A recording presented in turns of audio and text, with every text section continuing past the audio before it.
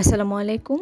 আজ ৪ঠা জ্যৈষ্ঠ ১৪৩২ বঙ্গাব্দ। আশা করছি আপনারা সকলেই অনেক অনেক ভালো আছেন।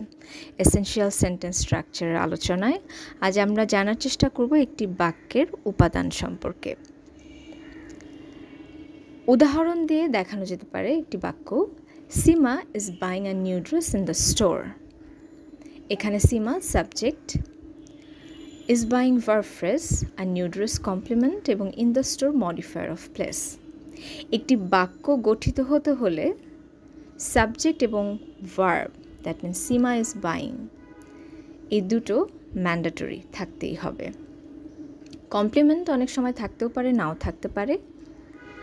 এবং মডিফায়ারের কাজ হচ্ছে যে অ্যাকশনটা হচ্ছে, কাজটা হচ্ছে বাক্যে, সেটি কোথায়, কখন, কিভাবে হচ্ছে তা বলে দেয়া। মডিফায়ার অফ প্লেস প্রিপোজিশনাল ফ্রেজও হতে পারে, অ্যাডভার্বিয়াল ফ্রেজও হতে পারে। এ বাক্যে ইন দ্য স্টোর একটি prepositional phrase. Complement a new dress, এই বাক্যে কমপ্লিমেন্টটি যেরকম আছে তা কখনোই প্রিপোজিশন দিয়ে শুরু হবে না, মানে কোনো বাক্যেই কমপ্লিমেন্ট কখনো প্রিপোজিশন দিয়ে শুরু হবে না। একই রকম সাবজেক্টও কখনো প্রিপোজিশন দিয়ে শুরু হতে পারে না, এটি হতে পারে নাউন অথবা প্রোনাউন।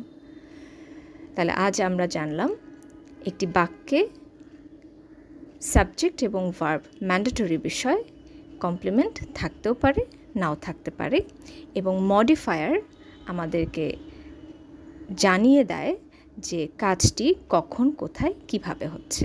অসংখ্য ধন্যবাদ।